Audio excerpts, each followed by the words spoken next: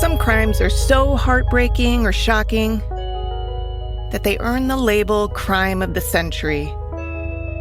But the stories that made headlines in decades past aren't necessarily remembered today. I'm Amber Hunt, a journalist and author, and in each episode of this show, I'll examine a case that's maybe lesser known today, but was huge when it happened. This is Crimes of the Centuries.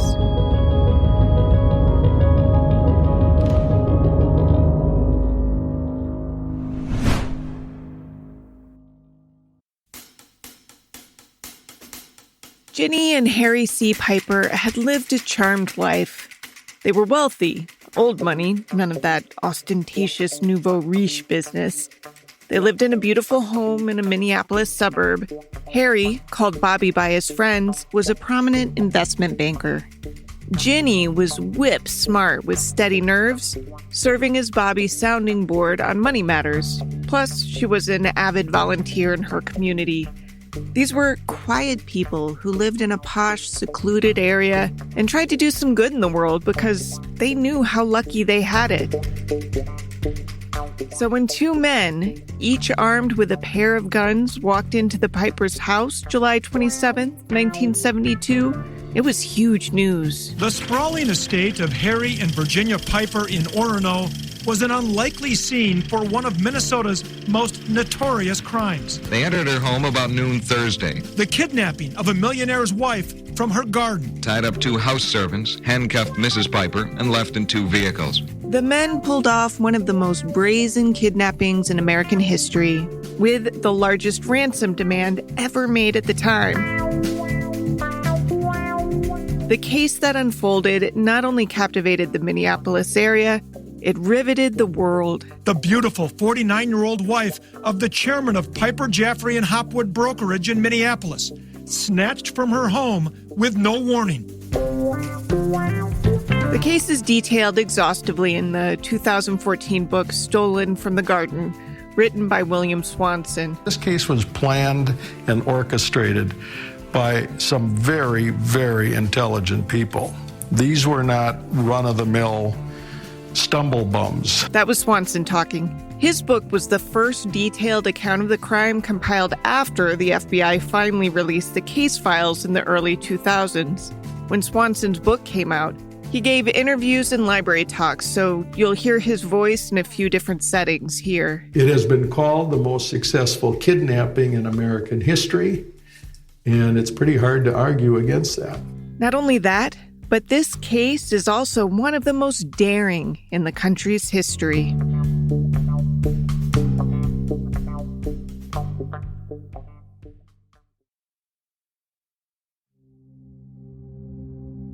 Ginny Piper was enjoying a lazy afternoon on that warm July day in 1972. It was just after lunch, and she was outside of her house tending to her garden. She planned to go to a local hospital to volunteer later in the day, but for now, she was snipping dead leaves off of the plants she loved to grow in between her backyard and a lake she shared with her neighbors, one that was separate from, but close to, the bigger and better-known Lake Minnetonka. She loved her garden, beautiful garden that went down to a little private lake called Lake Lydiard, and she was back there about 1 o'clock, and she was playing around in her garden. She had her hair done and her nails done, as she had once a week. This was a Thursday afternoon. That it was a Thursday is significant because that's the day the Pipers had two women arrive weekly to come and clean the house. Suddenly, Ginny noticed one of the cleaning women burst through the back door and run toward her. The woman's name was Bernice, and she said, "Oh, those men." Ginny's thinking, what men? She goes in the house, and the first thing she sees is a man with a black hood and a black jacket of sorts, and two guns, a gun in each hand. And then she sees another man dressed exactly the same, kind of two sinister twins. She couldn't see what the men looked like because they were both wearing these strange matching homemade hoods that distorted their faces. And they used nylon stockings, but not in the simple pantyhose over the face kind of way you might imagine. And these had been carefully crafted and modified to button up under the men's necks. And the sight of this would have sent most people screaming, and it did in Bernice's case. But Ginny stayed amazingly calm. One of the gunmen said, "Where's your safe?" Ginny replies, "Well, we don't have a safe, but I have a few pieces of jewelry upstairs you're welcome to take." "Well, we're not interested in that. Where's your old man?" they ask her. "He's at work," she said, kind of confused. I mean, it was 1 p.m. on a Thursday. Where else would he be? The men seemed disappointed, even annoyed, and mumbled something about how Chico had gotten things wrong. And Ginny didn't know a Chico and had no idea what they were talking about. They didn't give her much time to wonder either. They said, "You're coming with us." So they handcuffed her. They tied up the two women, the two cleaning ladies. And one of the thugs brought a pillowcase downstairs. He'd gone upstairs apparently to look around, put a pillowcase over her head, and shoved her out the door. As the trio left the Pipers' home, one of the men set a letter addressed to the rest of the family on a table by the front door. Outside, they forced Ginny to climb into the back seat of a green two-door Monte Carlo. This is noteworthy only because if you know two-door cars, you know it's hard to get in the back seat. You've got to push the front seat forward and sort of twist your way in. Ginny, still completely calm, managed to make a joke. "It's a good thing I'm thin," she said, with handcuffs on her wrists and a pillowcase over her head. Inside the house, the cleaning women were terrified. They'd been instructed not to scream for help and not to call the police, so they didn't. But they did manage to get themselves free, and after checking to make sure the hooded men really were gone, they hopped into a car and drove to Ginny's sister's house because they cleaned there too, and it was the first place they thought to go. Her sister was named Charlotte Morrison, though everyone called her Shy. Shy called Bobby's work, a place called Piper, Jaffrey, and Hopwood, and, like Ginny had said, Bobby was there. He was eating lunch at his desk. And Shy said, "Ginny's been kidnapped." Bobby couldn't wrap his head around this at first. I mean, why would anyone take Ginny? She had no enemies. She was this beautiful, fit, 49-year-old woman with striking silver white hair who always appeared poised and polite. And while the Pipers lived in a rich neighborhood, they were nowhere near the richest family around. Their neighbors were Pillsburys and Daytons, far richer families living in bigger, easier-to-find mansions. Though Bobby was completely freaked out, he, like Ginny, stayed far calmer than most people would in this situation. He and his wife had been married for nearly 30 years. Their anniversary actually was coming up in just 2 weeks, and they'd raised 3 children together, all of them boys. And they'd had ups and downs like most couples, and Ginny had sometimes felt lonely because Bobby worked so much, but they loved each other. And Bobby wasn't sure what the hell had happened at his home, but he assumed that if Ginny had been kidnapped, there would be a ransom demand, and he decided straight away he was damn sure gonna pay it. Bobby rushed home and, sure enough, found the letter left by one of the kidnappers near the front door. The ransom note was typed, single-spaced, all caps, on a single sheet of common notebook paper, folded in thirds and tucked into the white envelope, addressed to family. It began, "The ransom is $1 million. The entire amount will be in used, unmarked $20 bills. The money will be prepared in 4 separately wrapped packages of $250,000 each." The instructions left in this letter were so specific that it made it quite clear straight away that this was no spur-of-the-moment kidnapping. This had been carefully and methodically planned. Here's Swanson, the author, reading more of the letter. The money will be examined for obvious markings. Tests will be made for unusually high measures of radioactivity, and the money will be subjected to examination with infrared and ultraviolet light. If these or other detectable methods of marking are found on any portion of the money, it will not be considered acceptable. The money will be delivered tomorrow evening. The amount of money is established and will not be negotiated. The time of delivery has been established and will not be extended for any reason. Authorities quickly noticed that Ginny had been referred to only as the prisoner. The note included no names, which, added with the kidnappers' apparent annoyance that Bobby wasn't home, they took to mean that they hadn't specifically targeted Bobby's wife. They just wanted someone from the Piper family. And it seemed their first choice had been Bobby. But the letter also made it clear that the men weren't just out looking for any old rich person to kidnap that day.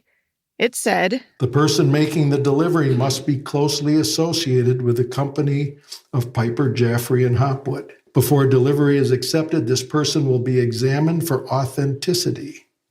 Only the most intimate knowledge of PJ&H business will enable him to satisfy this examination." This was really interesting for a couple of reasons. First, it erased any doubt that the Pipers had been targeted because Bobby's company was mentioned. And second, it implied that the kidnappers would quiz the ransom deliverer about that company, which in turn meant that the kidnappers themselves must have known enough about the company to ask the questions for said quiz. And there was another thing, too. Bobby had been leaving work early a lot of Thursdays. He had been ditching to go to the United Theological Seminary, where he was working to get his master's degree in theology. Now, Bobby's bosses and Ginny knew where he was going and when, but someone who didn't know Bobby well, but was maybe paying attention to his comings and goings at work, might have assumed he was in the habit of cutting out early on Thursdays just to go home. Naturally, this led investigators to start looking at disgruntled workers, especially ones who'd had run-ins with Bobby specifically. They started right away, but it turned out the case wasn't going to stay with the local police very long, not once the feds got wind of it.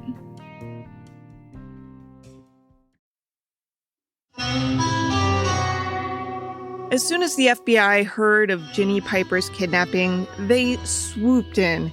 They didn't automatically have jurisdiction. In fact, the only way they would get jurisdiction would be if Ginny was taken across state lines.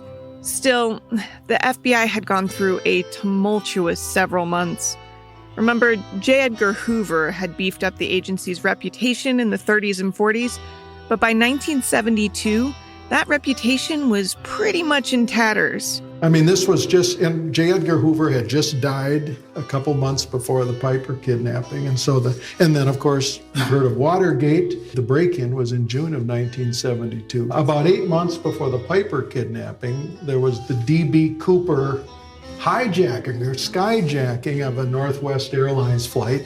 The Black Panthers were operating, the anti-war people, the kids were taking over college campuses, and the FBI themselves, one of their offices in Pennsylvania was burglarized one night by some anti-war activists who made off with tons of their own top secret documents. So the FBI was really under a lot of pressure. After Hoover's sudden death of heart failure in May 1972, the FBI was a mess, which isn't really surprising when considering Hoover had been in charge for nearly 50 years. L. Patrick Gray III was immediately appointed as the acting director. He'd only been in the job 2 months when Ginny Piper went missing. A lot was riding on Gray.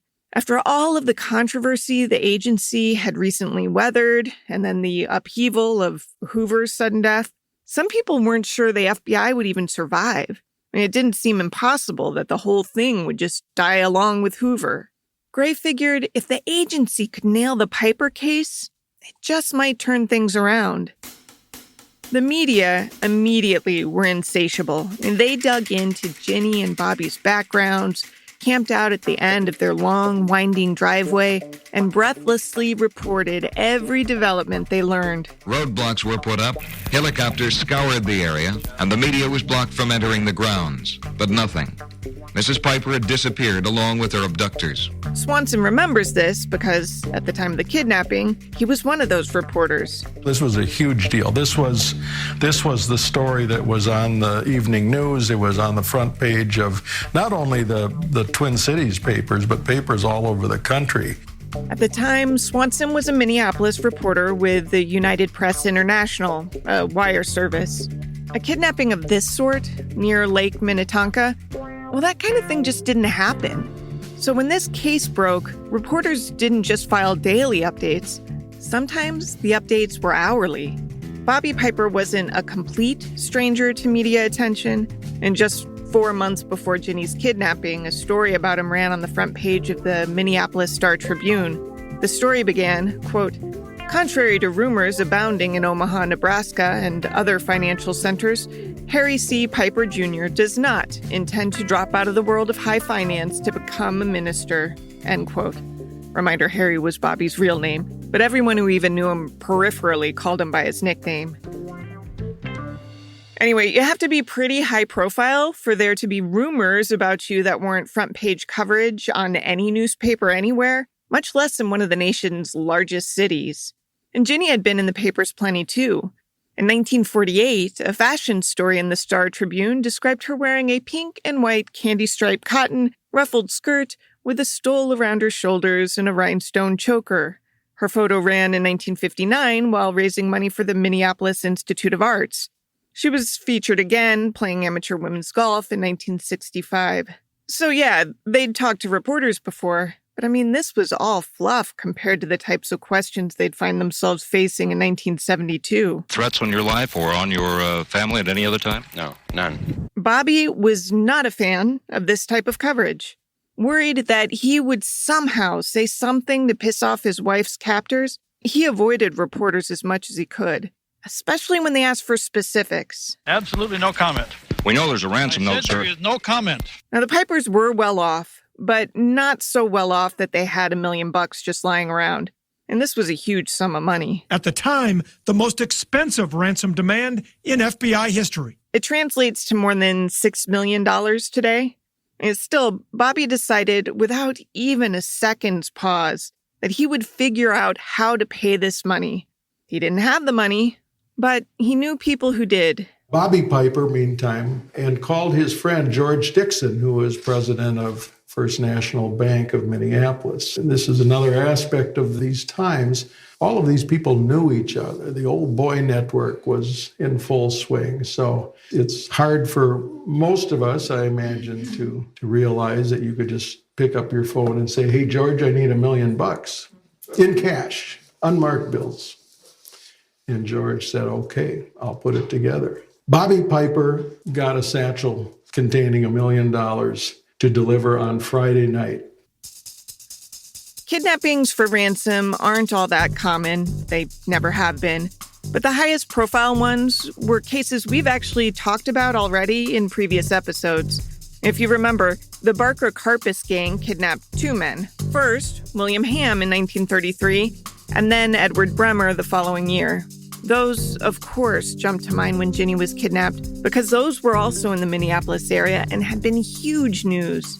Another case that came to Bobby's mind was that of Charlie Ross, the 4-year-old Philadelphia boy whose disappearance in 1874 was the first kidnapping for ransom in American history. And we don't need to rehash those details, but what's important to remember is pretty simple. Charlie's family refused to pay the ransom, while Ham and Bremer's families paid theirs. Ham and Bremer were released to go home, and Charlie disappeared forever. Bobby wanted an outcome like Ham and Bremer, thank you very much.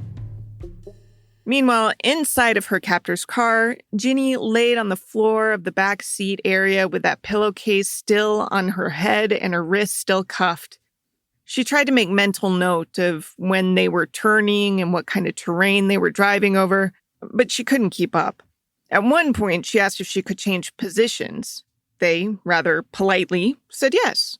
Another time, they stopped driving and told Ginny to sit up and recite a plea they had written for her to her husband, which they recorded and later used to relay instructions to Bobby. Hours passed. Ginny tried to catch bits of conversation passing between the 2 kidnappers, but they spoke very little, and she had a hard time hearing the little bit that they did say. She noticed one of them was a smoker, something that stood out to her because she was a smoker too and was hit by a pretty strong craving when she smelled it. Eventually, the car stopped and Ginny was ordered out. The men led her through what felt like a forest until they reached a clearing. The pillowcase still over her head, Ginny could hear the men unfolding a plastic tarp or sheet and spreading it on the ground. They told her this is where they would wait. They took the pillowcase off her head, but instructed her not to look at them. And then they wrapped a chain through her handcuffs and around the trunk of a tree before padlocking it. This was unnerving, of course, but the men made a point to assure her several times she was going to be okay. They said, if your husband plays ball, you'll be released tomorrow morning and this will all be over. Ginny really was a well-liked person, and the big reason was because she was easy to talk to. I mean, she wore high-end conservative clothes and kept her hair and nails done perfectly, but she really was unpretentious. She was the type who could talk to a CEO of a company in one breath, then turn around and have a drink trading stories with her cleaning lady the next. After she was seated in the clearing, she heard one of the men leave, but realized that the second one had stayed. Instinctively, she started to talk to him, not demanding her freedom or anything, but just talking in a casual, respectful, unassuming way. That's how she came to learn he was nicknamed Alabama, even though he had never lived in that state, and he worked construction. He sounded gruff and probably not very educated, but he was also surprisingly polite. He actually said at one point that he wasn't supposed to stay with her, and the plan was to leave her there alone overnight, but he didn't want anything to happen to her, what with her being a petite woman, alone in the woods, chained to a tree. Ginny only caught a peripheral fleeting look at this man who stayed with her, which only let her see that he was white, he had dark hair streaked with gray, and his left eye had a strange imperfection in it that made it look haloed. The man wasn't particularly chatty, but he talked some, and it calmed Ginny, at least a little. She didn't get the sense that he would hurt her, and that actually made it tough when morning came, and Alabama just left. He had gotten up and walked away for stints before, but this time he had walked away and didn't come back. When it was clear he'd left her for good, she felt panicked for the first time, and she hadn't eaten since being kidnapped, aside from some soggy bread and cheese Alabama had scrounged up for her. She hadn't slept either, so she was hungry and dehydrated and starting to feel disoriented. So disoriented, in fact, that she heard her mother talking to her, which was weird because her mom was dead.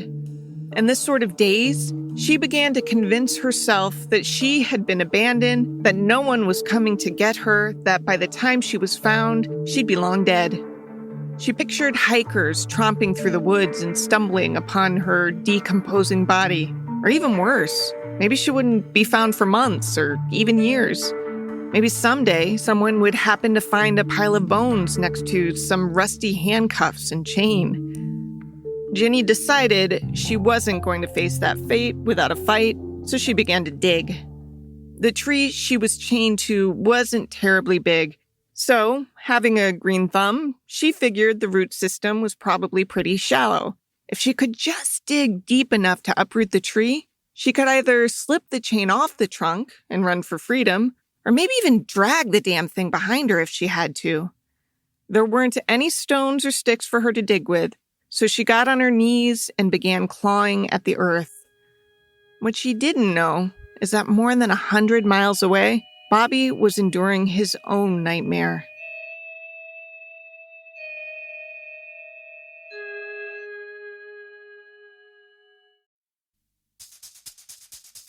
The ransom letter left at the Pipers' home when Ginny was taken had promised that a call would come that night with instructions on where to bring the $1 million demanded for Ginny's safe return.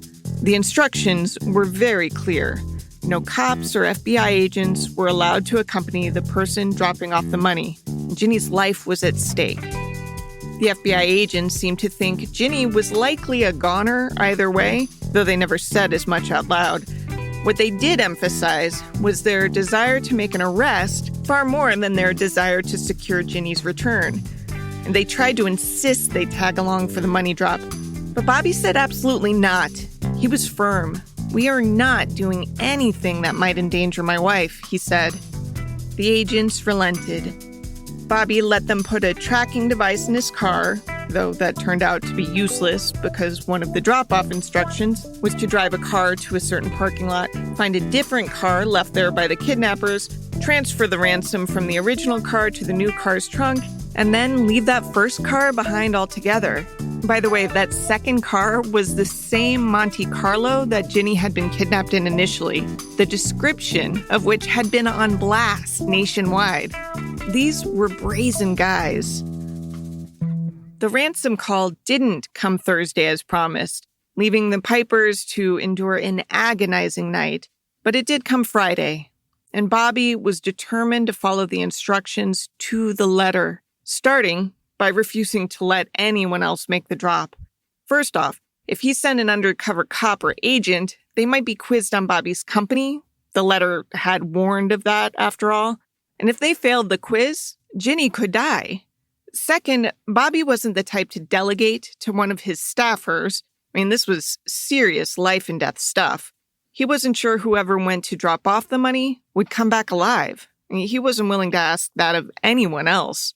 The Pipers' 3 sons, Tad, David, and Harry C. Piper III, said heartbreaking goodbyes to their father.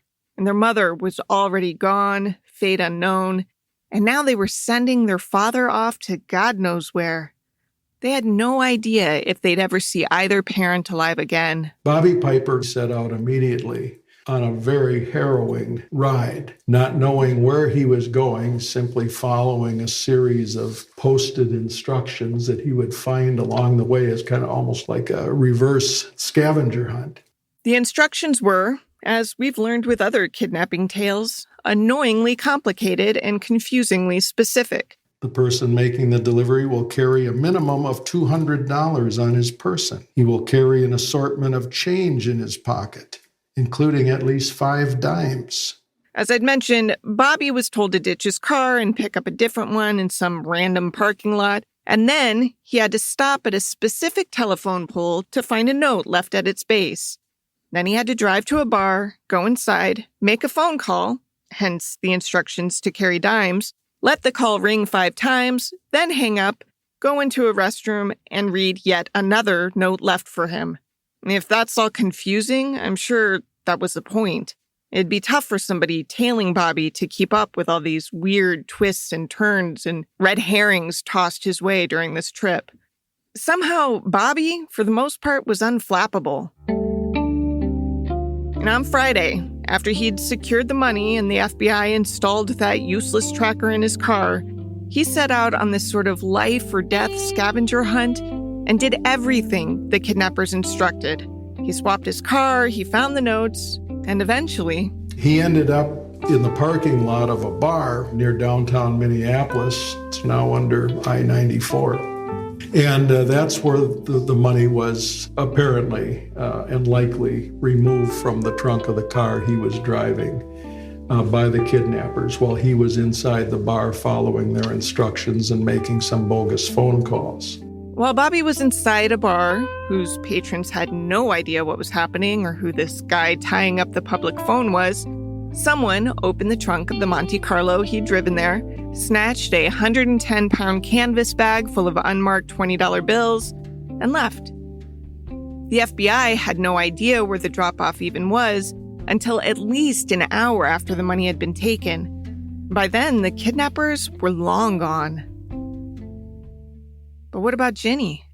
None of the notes left on Bobby's scavenger hunt made any reference at all to where his wife was. Ginny Piper is standing in the rain and the cold, hungry, terrified, needless to say, in Jay Cook State Park. And so she's standing there Thursday night, Friday night, not knowing what her fate is going to be. Saturday morning, as everybody is out looking for Ginny Piper by this time, the money has been delivered. Ginny had spent the night alternating between digging and sleeping, sleeping and digging. She dug until her nails broke and her wrists felt raw from rubbing against the handcuffs. When exhaustion would hit, she'd nod off in a useless, unrecuperative sleep, then regroup and start digging again. At some point, she noticed the sun was rising again. What she didn't know is that 150 miles away, a telephone was ringing. Saturday morning, a clergyman in Minneapolis gets a call. An anonymous caller who has instructions that he's supposed to pass on to the FBI as to the location of Ginny Piper. Ginny had no idea where she was. But the FBI finally did. Jay Cook State Park is north of Minneapolis, near Lake Superior, just about 5 miles from the state's border with Wisconsin. The park's a 2.5-ish hour drive from Minneapolis, depending on the route you take. And the route matters because if the kidnappers drove her north on I-35, they would have taken the shortest route, which would have kept them in Minnesota. If they took a more backwoodsy way by traveling up Highway 23, they would have slipped into Wisconsin for literally half a mile. And that half mile would mean that the FBI had jurisdiction. And that mattered because the statute of limitations on kidnapping in Minnesota was 3 years, while the federal statute of limitations was 5 years. 3 hours after the FBI got the relayed message about Ginny's whereabouts, they stepped out of their car and slammed the door, ready to hike through some woods. Ginny heard the thud of the door slamming shut. As she told it the next day at a news conference, "So I yelled, 'Help!' and it was the FBI. And 5 of them came running through the underbrush.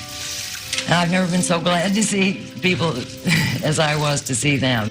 The agents had no idea what shape she was in. I mean, when the whole ordeal started, they'd prepared for the worst. And there's Ginny Piper, filthy, soaking wet, hungry, dying for a cigarette, chained to this tree, physically unharmed other than the bruises that the handcuffs caused on her wrists. But remarkably, she had not been sexually molested, she had not been pushed around, she had not really even been threatened. Of course, she was traumatized. She would never be the same. And she couldn't bear to stay home alone overnight. The family installed a security system and armed Ginny with a panic button she could take wherever she went. She survived, but the carefree, trusting life that she and her family had once led was over for good.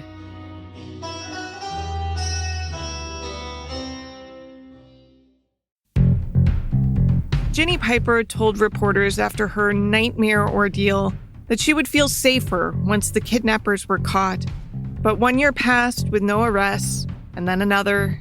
The FBI had been instructed not to mark the ransom money, but they had recorded the serial numbers from each bill and distributed that list to banks nationwide. A few bills were swapped out several months after the kidnapping, but the tellers never knew what was happening until after the fact, so they never had been paying enough attention to get a truly good look at the person exchanging the tainted money. 3 years passed with no arrests, and that meant whoever kidnapped Ginny could no longer be charged in Minnesota because the statute of limitations had run out. The feds had latched onto the theory that the captors had driven the Highway 23 route, so they kept looking, and lo and behold, in the 11th hour, just 16 days before the 5-year mark, they made 2 arrests. One was a man named Donald Larson, who was already in prison. He'd been a petty thief up until about a year prior, so we're talking about 4 years after Ginny's kidnapping, which is when he shot and killed his wife, her lover, and 2 of his own children.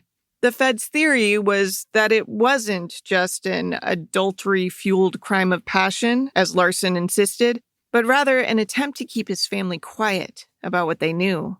The second suspect was named Kenneth Callahan, another guy who had petty crimes in his past, though this one never upgraded to murder. Both of the men denied any involvement, and one had a pretty decent alibi.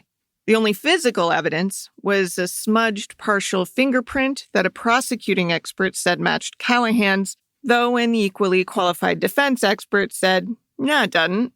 Neither man had that bizarre eye imperfection, that sort of halo that Ginny had seen when she briefly caught a look at the guy who stayed with her, the one who'd said his nickname was Alabama. Investigators determined the eye imperfection was arcus senilis, a depositing of phospholipid and cholesterol in the peripheral cornea.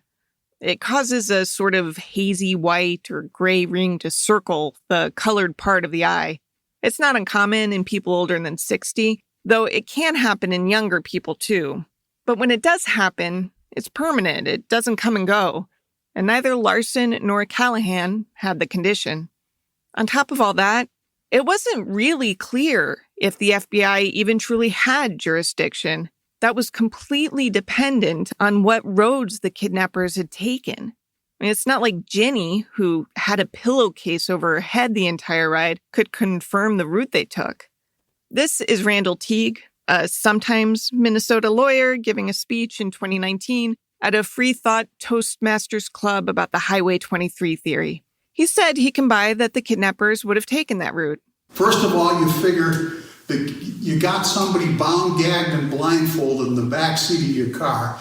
You certainly aren't going to take the freeway. You're going to take the back roads like Highway 23.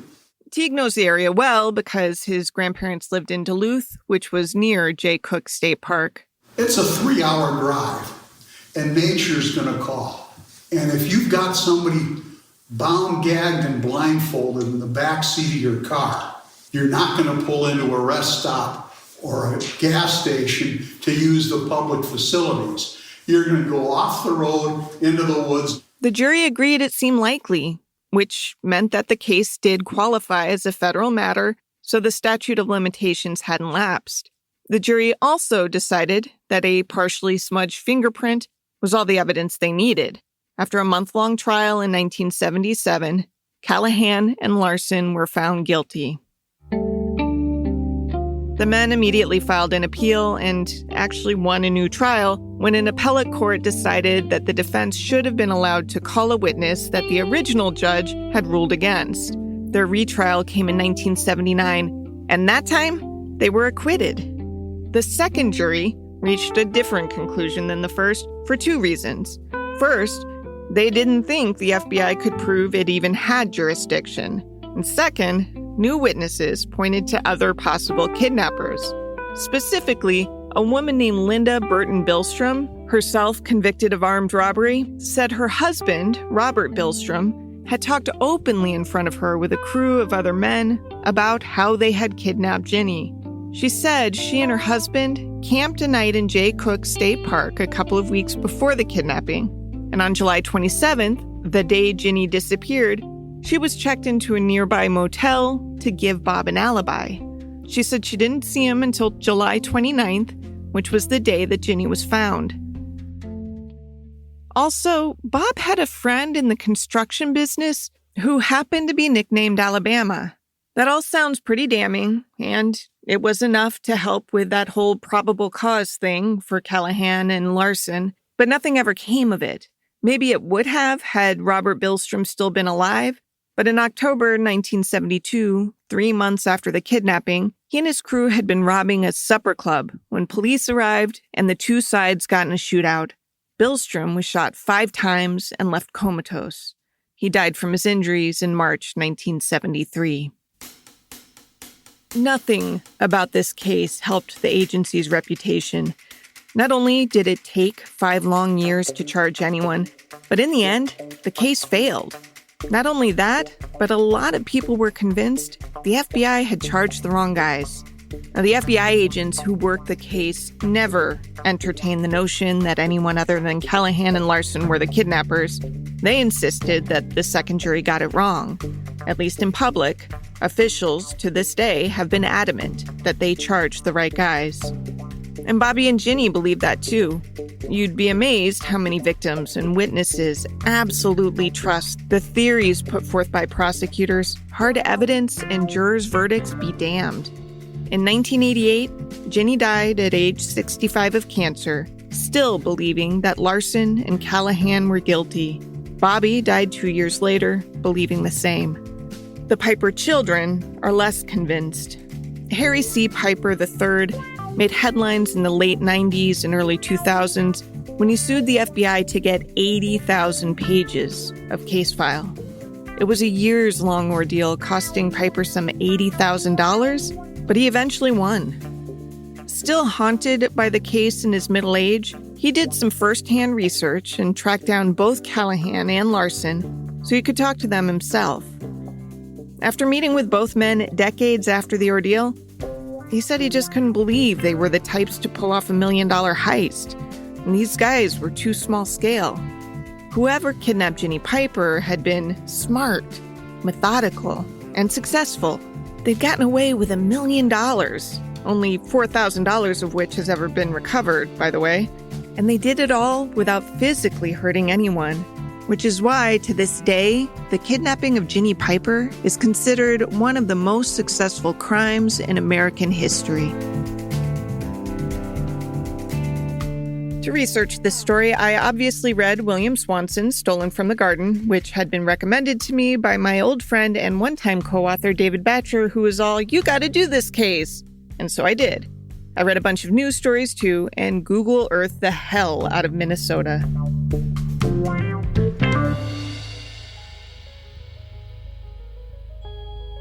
Crimes of the Centuries is a production of the Obsessed Network. To learn more about its shows, go to obsessednetwork.com. This case was researched by me, Amber Hunt, and produced by Garrett Tiedemann. Original music is by Bruce Hunt and Andrew Higley. Other music comes from Blue Dot Sessions. If you like us, help us out by rating and reviewing us on Apple Podcasts. For more information or to recommend a case, go to centuriespod.com. On Instagram and Twitter, we're at CenturiesPod. And check out the Crimes of the Centuries podcast Facebook page.